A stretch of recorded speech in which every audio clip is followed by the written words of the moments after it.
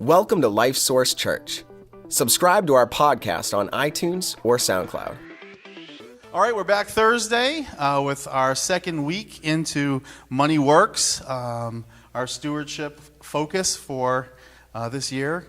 And I'm Dave Langren again, back with Walt Graham. If you don't know us by now, then you obviously don't come to the church.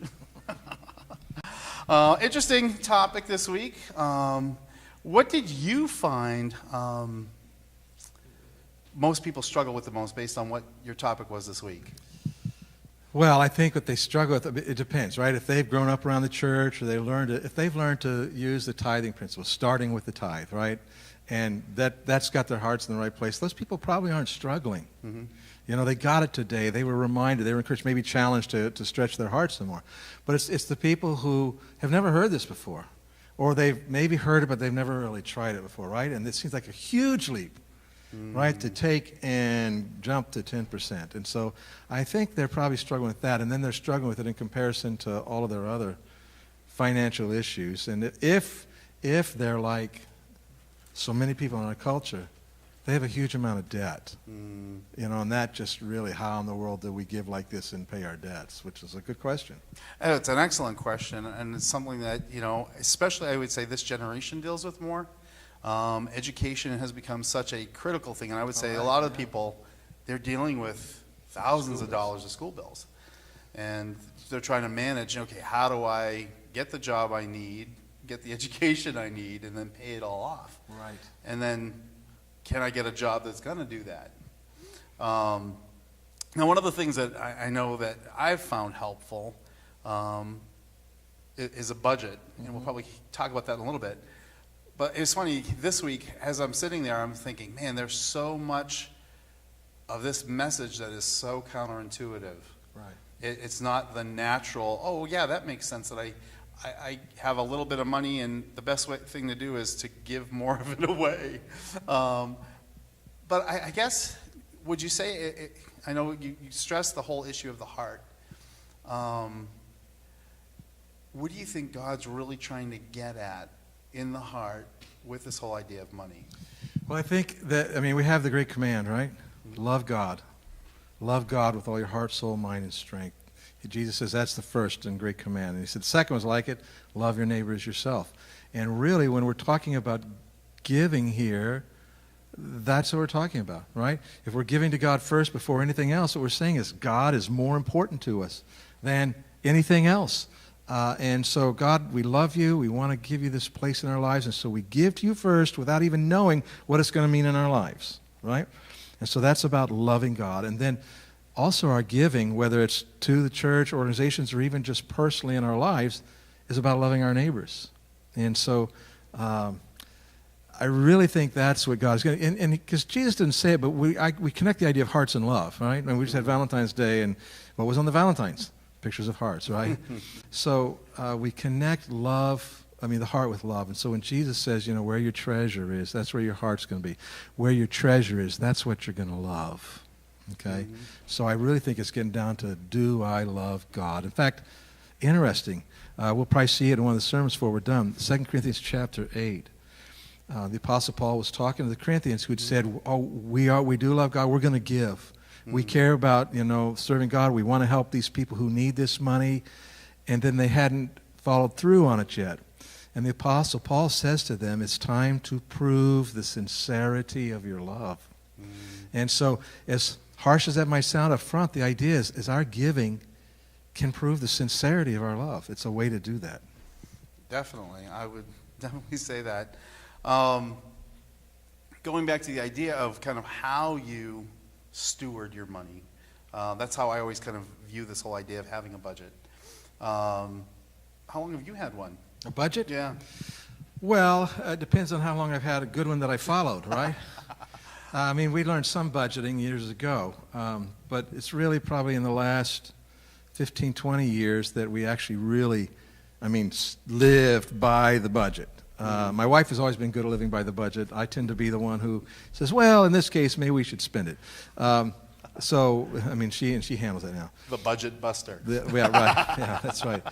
But she does an excellent job of that. And so what she does, and we do talk about it some, but every dollar that comes in, we say, what's this for? Right? What's it for? And it goes into some category. This is to pay electric. This is to buy groceries with. This is for us to go out to eat when there's enough money in the envelope. So yeah, a lot of years, and it's made a huge difference. Like I said, I had a general kind of budget off and on, and then it really became powerful when I let my wife take care of it. Yeah, see, you bring up a great point there. Powerful, the power of the budget. And again, that's another counterintuitive thought. We think, budgets are restrictive and they prevent us, but they really empower. It's one of those things where if you have X amount of dollars in entertainment, you can go out and eat. You have the freedom and the power to do that, where, sometimes people spend money to go out to eat, but, that's the rent. That's right. Or what they do is they put it on the credit card bill because, let's face it, right? Life's hard. We've been busy. We owe this to ourselves, and they go out and they put, their meal and maybe their friends' meals on the credit card. And when the credit card comes in, they don't really have the money for that. And so let's just talk about debt a little bit. You think? Sure. Okay. Debt. What do people think of debt? So I think here's the determining factor, and I call it the key test. Okay. Because I'm trying to think here. The key test is this, that if you are in debt on something, like a mortgage or a car payment or whatever, if push came to shove and all of a sudden your circumstances change and you can no longer make those payments, that you could hand the key to the bank and your debt would be taken care of. Okay? And so that's like a house. You need to have a sufficient equity in it so you can hand the key. The car, you have to have, you can't usually go buy a new car with 5% down and have this work. I mean, we're talking about, and even on cars, I would agree, let's try to get out of debt, right? But so if you can't do that, the idea, so on the credit card bill, you go out to eat, and then you go buy an entertainment system, and you do this, and now all of a sudden you're tight, and you can't pay, and you're trying to struggle, do we tithe, do we not?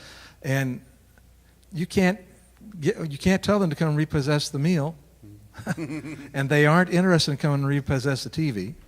And they're going to be after you, right? Because you're legally obligated. So that kind of debt we just need to stay away from. We need contentment, right? Being content with what we have, and then trusting God that He can and will provide whatever we need.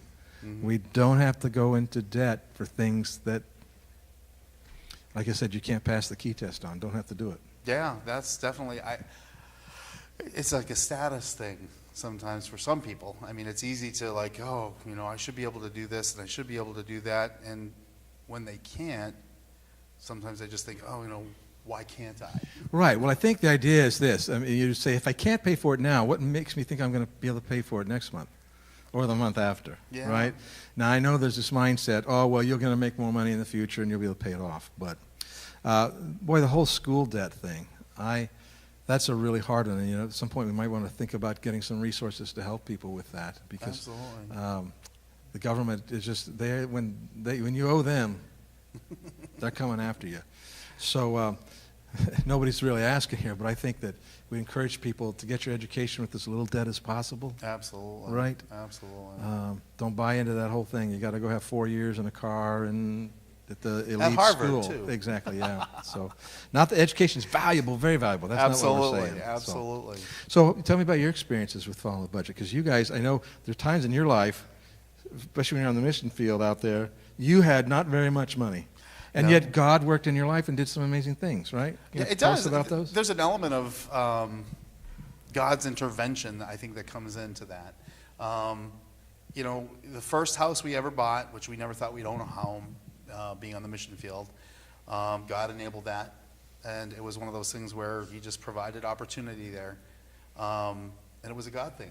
Because on paper, it just didn't seem like it worked, but God opened some doors to enable us to do that. You got a great price on it, right? Oh, an incredible price. I mean, a house that was probably 4 times that. It was in an area where there was a huge exodus of people, and they had all kinds of housing, and so they were trying to get rid of it. Right, so this is what we're trying to say, right?